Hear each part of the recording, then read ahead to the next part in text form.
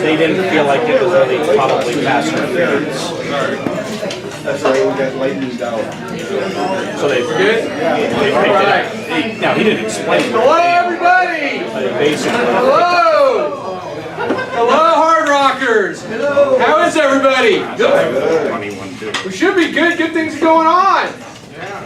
Hey, it's M Week. You should be excited. Hey, thank everybody. We need to make sure we say thank you to our friends here at Pizza Ranch, especially our good friend Steve Cronin here. They do a fantastic job for us. I know everybody always mentions to me how much they like coming here, and it's easy to see why. So, special thank you to Pizza Ranch for sure. Hey, it's M Week, and with M Week, we've got a lot of stuff going on here. So I'm going to run over a few things. On Wednesday, there's a comedian in town. His name's Evan Wexel. He plays at 8 p.m. in the Surbeck Center. On Thursday, we have our Coronation Pep Rally and Bonfire up at the King Center starting at 7 o'clock p.m. Friday, we have some things. We have the M Hill Picnic and Climb. That starts at noon at Founders Park.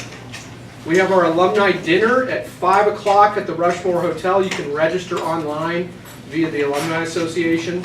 Here at home this weekend, we've got men's soccer playing Colorado Christian at 6 o'clock p.m. at Sioux Park Stadium. Saturday. I hope there's not lightning. Boy, that was more than enough, wasn't it? That was a long delay. Saturday, we've got our Hall of Fame luncheon at 12 o'clock noon. That's in the Hall of Fame at the King Center with Sandy Carlson here also. If you have any questions about that, you can RSVP with her today. We have our Rocker Days Fair starting at 1:30 at O'Hara Stadium. That'll go till about 3:30, and that leads us into our game against Pueblo at 6 o'clock. So we've got a lot of things going on this week for M Week. Certainly hope that folks are able to get out to these things and get out there and show your spirit. We are ready to talk to some coaches. Andrew, are you ready? Yeah, ready to give us some more men's soccer insight? Yeah.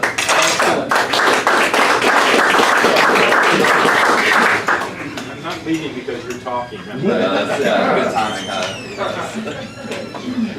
So again, thank you all for coming out. This past weekend we went 1-1 draw with Mary after a double overtime. So I know some of you were out there at the beginning. I think we were the only ones who stayed until the end. So, for us, we had lost the last few times we played them, so that's a really good result for us, going 1-1. I think we had the better run of play. We had some chances, 1 or 2 debatable offside calls, 1 or 2 missed passes. For me, I really want to win that game, but still positive moving forward for our guys. 3rd game undefeated. Both Coach Wood and I are really excited. Again, I'm more the goals guy. I want to see more than 1 goal a game. Coach Wood's more the defensive guy, so he's pretty happy we've only conceded 1 in 3 games. And I've mentioned this before, but I am a very young coach, and I'm learning each week. And I sat in the luncheon last week, and I hear Coach Tinker promise perfect weather on Saturday night, and he got it. And I did not do that for Friday night. I didn't hit it. So that maybe next time he can speak first, and I'll take some notes on what he's doing for that week. This weekend, we have Colorado Christian on Friday. It's our RMAC opener. They're historically not a very competitive team. They've been, I think they finished last in the RMAC last season. They've been within 2 or 3 wins of us each year. However, this year they started out with 2 draws. They drew against Western Washington in their last match, which is huge for them. Western Washington was where I attended my first 2 years of school, but it's also, they were in the NCAA tournament last year. So CCU finds a way to get results. They lost to Seattle Pacific, again a very, very good team, 3-2. So they found a way to put in 4 goals in 2 games against really good teams. So we are not sleeping on CCU, but we did defeat them last year, and we hope for the same moving forward. Metro State is a team we play on Sunday. We also beat them last season in a very late thriller. They were number 21 in the country at the time. It was, at the time, our biggest win in program history. Previously that year they had beaten us in overtime. So we've had really good matchups with both of them. CCU, they really work for each other. They believe in what their coach is doing. They grind out results. They won't quit until the final whistle, which really can't be said of every team. Metro State started the year 0-4. Their coach Jeremy, I think, is one of the best soccer minds in the conference. I can watch their team and I don't know how he gets the guys to do what they're doing. It's honestly on a professional level. he has a ton of new players, and I think that's where they've seen some of these hiccups this year. He has a very complicated system, and I think it takes some time for those guys to learn how they want to play. So I'm definitely nervous for that Metro game because I have a ton of respect for Jeremy, and I know what he's capable of putting together last minute. So that's all from soccer right now. Are there any questions? All right, again, I appreciate, Coach. There's at home both games this week? Yeah, we're home both games. We're 6 p.m. Friday night. On Sunday, we're looking at 11 a.m. kickoff. We're in the works of moving that up from 1 p.m. How would you grade the coaching so far? My own? To be honest, still a learning process. We worked on some passing patterns the previous week that I thought we could break Mary down with, and it was my first bad training session as a head coach. I'd had about 3 weeks of sessions where I'm like, man, we're getting exactly what we want out of this. And it was a day, maybe I didn't put the guys in a position to succeed, maybe they just weren't on with their passing and their vision that day. But it was the Wednesday before our game, and I was like, guys, we really weren't at our best today. Like, let's get our minds right tomorrow and for the game. And then early on in the Mary game, the passing progression that I had wanted us to work on, Mary, it was on for us. Like, it was just, we weren't sharp enough to do it, but it was on. So again, the coaching bump, like, I need to learn how do I get the most out of these guys. I can't have a missed training session when we only have 3 in a week leading up to a game. So I'm glad that I'm recognizing the right things, because then we're going to go through film with the guys today and see, like, it was on. Like, we needed to be sharper on that Wednesday session, because the things we wanted to do, we could have exploited them with. So that was, I think things have been going very well. I'm glad that I'm reading film correctly thus far. I need to put the guys in a position to be able to execute, though, and kind of dropped the ball on that last week. All right, again, thank you all for your support.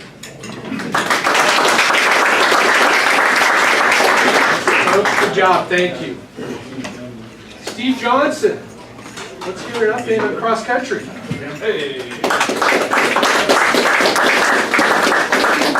All right, well, we were down at Shattern this weekend. It's a 3-team matchup. It was us, Shattern, and Central Wyoming. We knew going in, Shattern had beat us pretty handily on the men's side the week before, so we knew that they were going to be a tough matchup on the men's side, and they proved us right in that regard. Their pack time was something like 22 seconds or something. It was ridiculous. The biggest thing that we did in that race was that we were able to make sure that we broke up that pack. We didn't let them run a perfect score on us.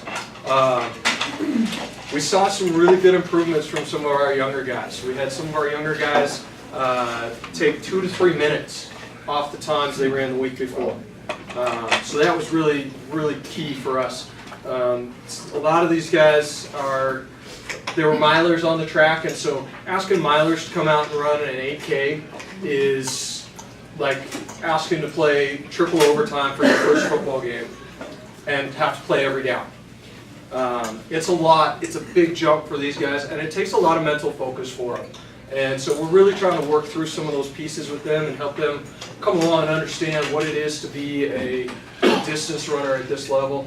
And Shattern's giving us some good opportunities. The nice thing about Shattern is that we know that course honestly as well, or in this case of this year where this was our first time on the Robbinsdale course, we know it better than our home course. So that allowed us to set the kids up with a little bit better game plan and put them in a situation where they could be a little more successful. On the women's side, we knew it was going to be a closer matchup. Shattern went 1-2 on us last week, then we got 2 in, then they got 3 in, and then we had our 3 through 7 come in. We broke that up a little bit better this time. So they beat us by, if we'd scored it out head-to-head after the Robbinsdale meet, they would have beat us by 13 points. This time they beat us by 7. So we were able to cut that in half. And that's still without reaching the key point in our training. With our training this year, we actually backed things off quite a bit, and so we've been a lot more patient with what we've been doing, and yet we're still seeing improvements. We saw 2 of the girls in our top 5 ran their best results ever on that course. We saw 2 more that were within just a couple of seconds of their best results on that course.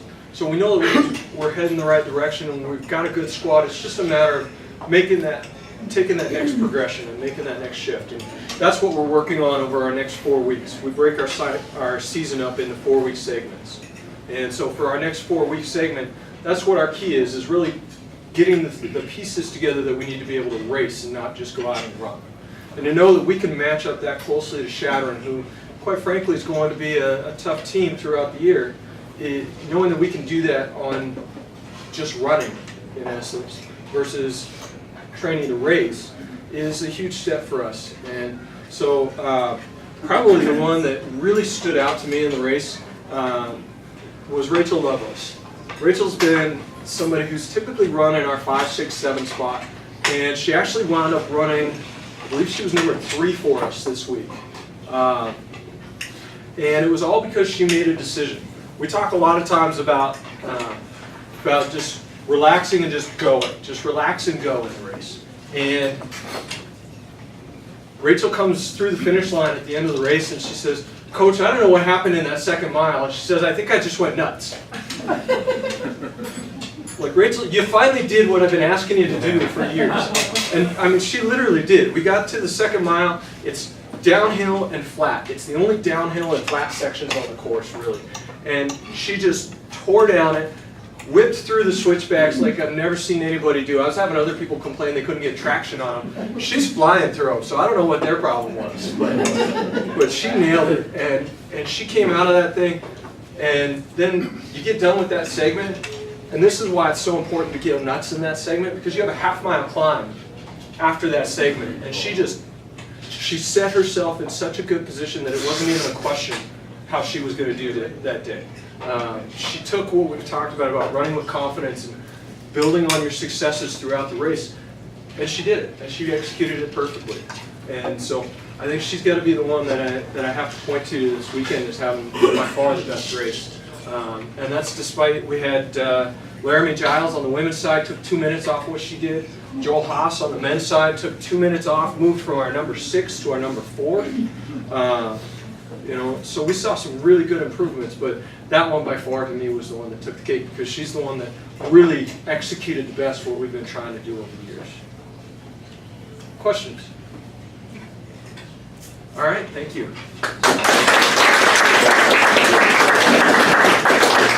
If somebody's hungry, you went right through those questions quick.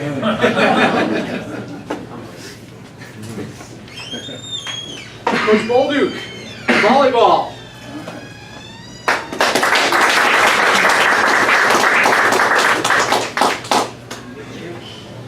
Thank you. Sorry, I don't have quite the memory for all that stuff that he does. I can't hold that stuff in my head. Yeah, so we went 1-3 this weekend, so finally got that W monkey off our back, which was quite a relief. Going into this weekend, we knew we really had to get better offensively. So the first tournament, we hit 42. And that's just not a number you hear as a team very often. I'm trying to figure out the equivalent of that. I think in football it'd be like you had 5 positive yards for a game, right? Like you can't win a football game with 5 positive yards. You can't win a volleyball game hitting 42. So the way that formula works, you take how many kills you get and you subtract how many errors or like balls that get blocked, and you divide that over your total attempts. And like 42 is real bad. That means we don't kill the ball and we also hit it out of bounds. So the chances of us scoring are pretty bad. So this weekend as a team we hit 170 and we killed the ball at 35%. So about a third of the time we put the ball over, it was going down for us, which is a lot better. Some significant changes. Karen Hazard hit negative 65, so that's negative yards. That's running the ball. She was playing for the other team the first weekend.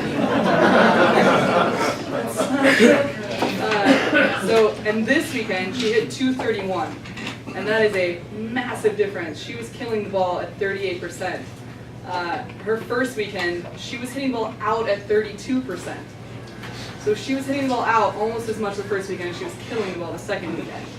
And against Minot, man, she hit 407, 48% kills, so almost half the time she touched the ball, she was putting it away, and 7% error. So that means 93% of the time she touches the ball, it's going at least in play, and 48% of the time she's putting the ball away for us. She's one of our outside hitters, and she hadn't played much the first tournament. she shared some information with us this weekend that we had no idea as a new coach. She's never played outside hitter before. Last year, she's like, oh yeah, coach, I thought you knew. I'm a middle. Like, I've been playing middle. You've been playing middle your whole life. You didn't think you should like tell us that you're not outside. I'm so angry at you this whole time for not having building blocks that there's no reason you should have. And so we just changed the way we talked to her, and all of a sudden now you're hitting 407. So yeah, we had a little team conversation about we'll decide what pertinent information is. You just shared it with us. If it's nonsense, we'll let you know that it's nonsense, but we'll decide if it's important enough. So yeah, offensively, we got a ton better. And we dipped a little on floor defense and serve receive, which doesn't shock us. Northern State, man, is big, physical. They look like a D1 team for sure to us. We were looking across the net during Morris, we're like, those are D1 hitters over there. Those are big, physical kids. And I think we learned that we could really block against that team, but they're going to get their big swings and put the ball away a little bit, and they served really tough at us. A couple other kids that played really well for us, Anna Bright and Emily Newton, so we're still pretty middle heavy. I think Anna hit 209 and Emily hit 391 for us for the weekend, which is really good. And there are a few matches where, you know, they hit 400, 500. We came out to one set, Emily was hitting 800. I was like, man, these are totally different numbers than we're used to seeing after the first weekend. So when our middles are really good, blockers have to pay attention to them. The other side of the net's worried about them. They're changing blocking schemes. They're just trying to shut Anna down, especially. And that opens up opportunities for our middles, or sorry, for outsides to do some stuff. And I think that's what gives Karin the opportunity to hit 407 at last match as well. Tana Dalberg, who was recruited as a setter right side, and we had some real DS problems. We call them nuggets. They're just like our little players. And they were just not great for us. And I'm like, Chelsea, what do we do? Like, who do we put in there? She's like, put Tana in there. And they're like, Tana's a setter. She's not a defensive specialist. I think we should do it. And she played the whole weekend for us as a DS and did really good. And she, like I said before, we got 4 setters, and so there's not a lot of space for her to compete. And she's just doing whatever she can to get on the court. And I think that's pretty cool. And she's definitely earned that spot for us this weekend. Yeah, and then coming up this weekend, we head to Adams State and Fort Lewis, which I'm really looking forward to this road trip. The bus ride back home overnight will be really fun for us. But I think we're going to match up well with these two teams. They're also pretty middle heavy. Adams State has a 6'2" middle that's a redshirt senior. She's got a big arm. I don't think she's nearly as quick as our middles, but she's big and she's high and she hits the ball pretty hard. And we're going to make sure that we slow her down as well as their other middle, who's a little more of a whippy kid, hits the ball pretty fast.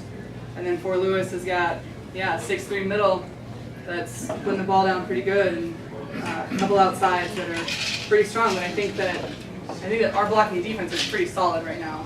We're making some really good moves and shutting people down. So I like our chances against these teams. And finally, next week we get to come home and open against New Mexico and Pueblo. We're excited to finally get to compete in front of some of our own fans. Although we had a pretty good crowd at Northern State. I was pretty impressed with how many people made that road trip. A lot of parents, but a couple other people as well. Any questions? Questions for Coach? So last week you played 4 matches in 4 matches. Yeah. And then this week you played 2. So 4. We played 4 again. oh, you played 4 again this We week. did. So and then this coming week you're just going to play your 2 league matches. So Correct. like, how much are you adjusting the way we play based on who we play? How do you do that in such a quick turnaround? Yeah, I've never been in a situation where we played 4 matches in a weekend, much less 2 weekends in a row with 4 matches. And so I honestly probably didn't do a great job of managing that because we had so much work to do offensively. We had a lot of kids that were pretty sore.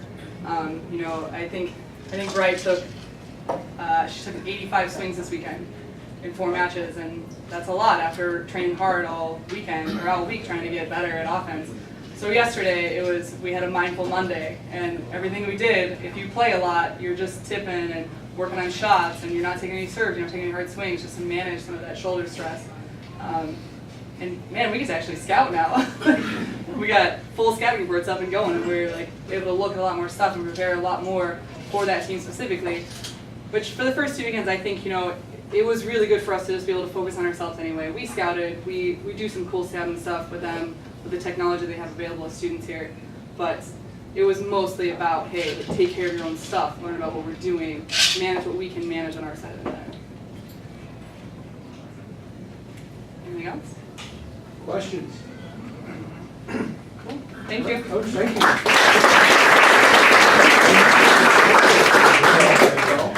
Who had fun at the football game last Saturday?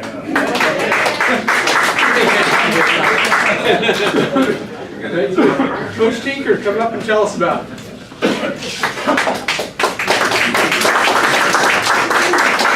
Well, judging by that response, you were all there, so I don't need to tell you too much about it. It was a quality RMAC win at home, which is what we needed to start the season. A couple notes on some of the players that stood out. Since you guys were all at the game, you saw most of it, but our offensive player of the week was Robert Schrock, our junior center. We ran the ball for 250 yards. We had 2 100-yard rushers, 0 sacks, and no turnovers. When that happens, it's because your offensive line is really controlling the tempo of the football game, and Robert's the leader of our offensive line, number 66. So if you do get a chance to watch him, I know it's hard to find a center during a game, but our honestly, probably 2 of our better football players in our program touch the ball every play. The center, who's snapping it, and then he snaps it to number 7. So the ball is in good hands, you know, and then we hand it to 11 every now and again, and it's in really good hands too. So he had a really great night. Our defensive player of the week was Dominic Jackson, a redshirt freshman corner out of Aurora, Colorado, number 20. And he was put into action more so than we anticipated. We got banged up during the game. Fortunately, we're really healthy, I think, coming into today. But he was forced into a little more action than we expected. Had an interception and a pretty electrifying return. And then he also had a couple of big pass breakups, and he played physical as well, so that was exciting. Our rookies of the week, offense and defense, Kobe Rushton, an offensive lineman, rookie out of Prescott Valley, Arizona. Kobe is just getting better and better every practice. 69, jersey 69, mostly plays right guard for us, and really improved. Man, he was playing really well. So again, kind of the same statistics you hear from Robert, just in terms of how efficient we were offensive line play-wise. And our defensive rookie was Andrew Caratapian again, number 58, who's a transfer defensive end from Chatsworth, California. And Andrew's playing really hard, 58. He had a big 3rd down hit on the quarterback, which was really exciting. And then probably not a huge mystery to you, our SWAT player, special teams player of the game, number 92, our punter, Jared Stangler. And so for those of you, he's also a redshirt freshman. He's out of Surprise, Arizona, and had a really outstanding performance again. I'm into this left-footed punters now. It's the first left-footed punter I've ever had. And now we have 2. George Johnson is a freshman for us out of Rapid City, South Dakota, a Stephens High School grad, and George is a lefty also. And it spins obviously different. Okay, it's backwards, right? And so the returners don't like it as much, and he got it to turn left and go out of bounds, which I thought was a great trick. So we're going to start getting into that a little bit more in the recruiting process. And then the pickaxe player of the week, the player that best exemplifies Hardrocker football, is sitting right here, Kevin Thompson, number 11, our running back, 151 rushing yards, 2 touchdowns, and a big tackle on kickoff. And we really evaluate, we put our very best players on the special teams and what we call our SWAT units, and certainly Kevin fits that criteria, and he had a big night. He's going to share some of his story with you here today as well. And I'm going to ask you guys, not to ask me any questions, ask them all of Kevin, because I know he doesn't have a long speech prepared, but he's really good at Q&A, okay? We've got Colorado State Pueblo here Saturday night. It's M Week, it's a 6 p.m. kickoff. We're now 6-1 in our last 7 home games at Dunham Field under the lights. Okay, so when we play at home, under the lights at Dunham Field, we expect to win. Our theme of the week is confidence, playing with confidence. The quote we had, I'm going to paraphrase Aaron Rodgers a little bit here. Aaron says, hey, I've always had supreme confidence in myself, but the most confidence you get is when others around you show their belief and confidence in you. And so that's what we're generating with on our program right now, trusting one another, believing in one another, putting faith in one another, and putting the game in the hands of your brother. So those are the things we're working on this week in terms of our theme going into this M-Week game against Colorado Pueblo, who we all know, I don't think it needs a long explanation. They're a really good team. They're big, they're physical, they're tough, but we're a really good team too, and we're going to come and compete against them. And we're not there to compete. We're there to win, and that's what our expectation is going into Saturday. We're going to be challenged. There's no question about it, but we are also extremely motivated. I bring to you now Kevin Thompson, our starting tailback. Come on up, Kev.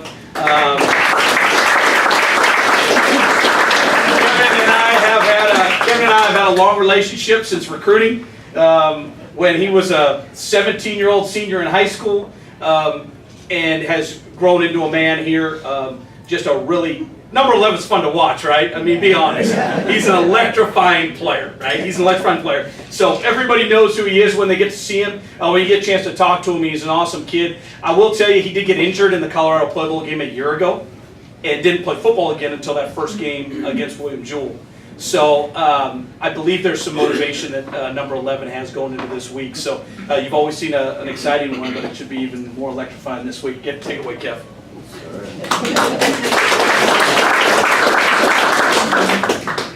Hello, everyone. All right.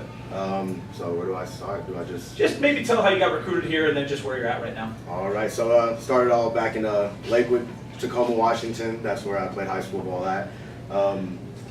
That's when Stacey Collins and Tinker came out and recruited me. They, were pretty persuasive, and I ended up coming here. And we started off independent, playing different kinds of teams. Slowly working on the program, and then, consistently became better, evolved, and now we reached a point where we're in D2 RMAC football playing. We got a 2-1-0 start in the season, and we're ready to take on Pueblo. So, do I just talk about the game? Or? Yeah. Right. So I think we went into the game pretty confident for the most part. I mean, a lot of the players, because granted we got half of the teams basically new. So fresh faces, whether they're transfers or freshmen, but all of them, I think all of them had the mojo. We had the juice, the JU ice, which we call it, and we were all ready to play. We came out first quarter strong. I think offensively we started meshing pretty early, especially with the passes. That was good to see. As a running back, it's always good to have passes going because, it's like, okay, they got to play the pass. That means I get a chance to run on them. So me and Dorian get pretty excited about that. And as a game, you guys seen it. We went up 21-7 in the first quarter. I think it was the first quarter.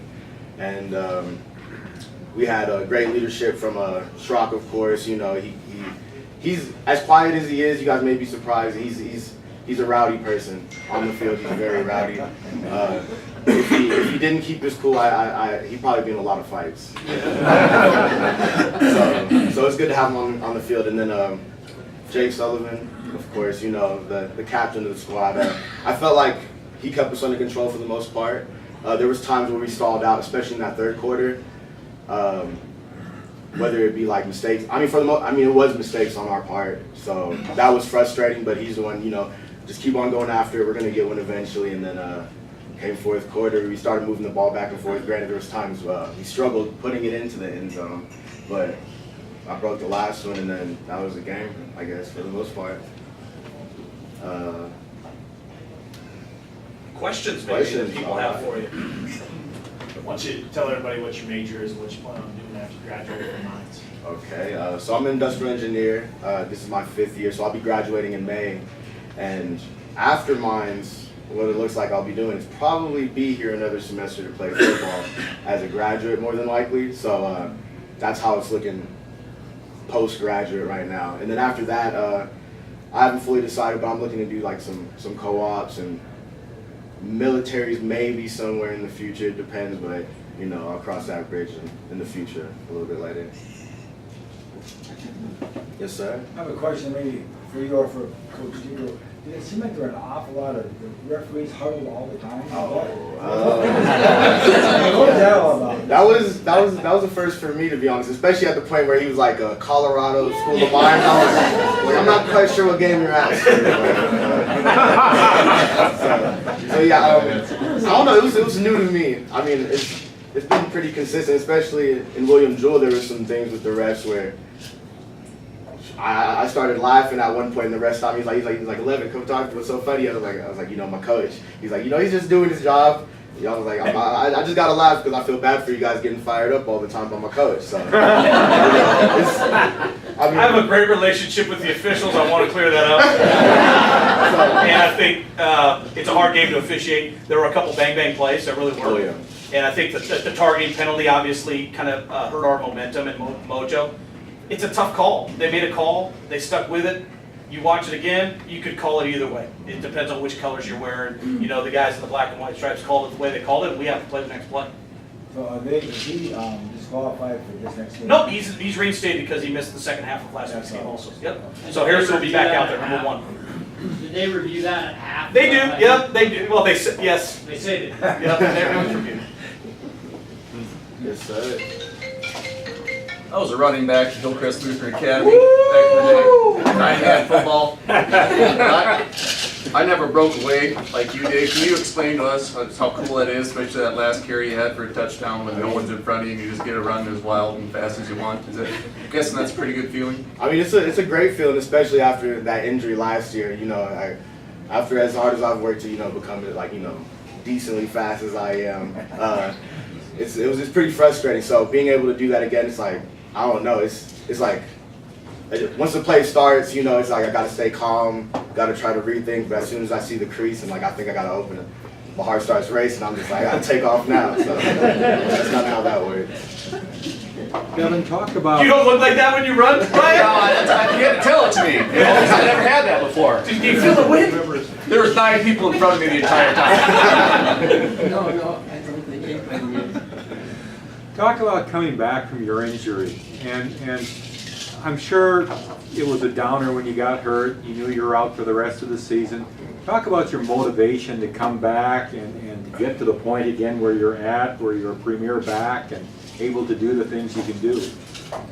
It was tough. I mean, I've been through like a pretty bad injury before, so having to go through it again, it was hard to get confidence. It's like, okay, I already made it back from one thing. I gotta do it again. Especially like, I just want to make my parents proud. My little sister look up to me, so that's the biggest thing. And especially having to work with people like Jake Sullivan, who he also injured his leg. So it wasn't like I had to go through it completely alone. So I had some good people around me, but it was definitely frustrating. There's setbacks time after again. As soon as I start something new and progress, it's like there's something new that was always popping up and stopping me from getting better. So especially knowing what I once was, or how fast I was, and how good the legs were. So it was a long road, but I'm back now and I'm ready for Pueblo. What's your best Coach Tinker story? I don't want to put you on the spot there. Should you step out? Should you step out for a minute? I don't know. I don't think there's one story in particular. I just know as a coach, he's really made me.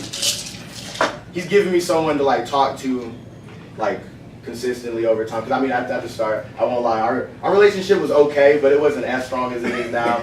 We bumped heads at times. I had my own ways of looking at things, and I was very independent. And especially with the injuries and stuff, I became like a little, like okay, I gotta focus and get back. It's like I got a little out of touch with the team at times, and so he was able to like really come out and get in touch with me. Be a part of the team still. They're still here for you. You still got to be here for them. Even though I was like working as hard as I was, he made sure that I was still a part of the team. So, yeah, there's no real story in particular that I got. I think it's almost impossible to describe how difficult it would be to miss 2 football seasons when you're an elite player, and how lonely that has to be. The rehab is so lonely. It's just you, and it's brutal. And Kevin did it twice, so most guys would have packed their bags, sacked their bats, but he's a warrior. Sir. So you and Jake will be like 26 going into your senior Nah, this is the beginning of my 5th year, and I'm only 21, so I'm not too old. So yeah, I think Sully's only 21, so we're pretty youthful for the most part. Put the legs under an MRI, it may not look it, but. Yes, sir. So last week, Coach Tinker asked, and some of us actually did this, took Friday off to make sure, as fans, we had good news. So Thursday, or what are we looking this week? How do we bring it this week as fans? Maybe you show up on time this time. Cold. Here's my kids. We're still preparing. I'm just saying, get an extra shot of espresso Saturday. You know what I mean? Don't cheat yourself. Make sure your juice is at the highest level it can be. Yeah, don't burn yourself out too early in the day. Make sure. Yeah. Slow burn. Take a nap. Get some rest. transfer of blame. More questions for Kevin? Yes, sir. I know you got hurt, but what's the surface like playing on this new turf versus the old turf? Do you see a lot of? Oh yeah, it's better. In what way? It's better. I got a lot of turf burns from the last field, so I can definitely say. I mean, my arm's looking pretty good so far, not too beat up. So I think it's good. A lot of traction, and it doesn't hurt too much when I hit the ground. I bounce up pretty quick. So yes, sir. Questions? Last round, questions. What's your best 40 time? High 4.3s.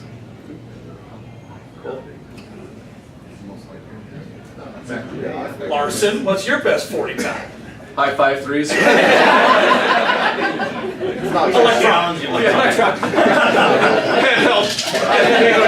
They jobbed me. I was at least a half second under that. Great job.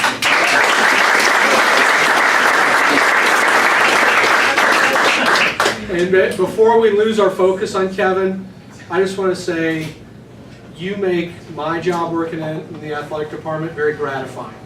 Okay, I really enjoy seeing guys like you that we can all be proud of. I think I speak for everybody in this room about how proud we are of you and how special you guys are. So thank you.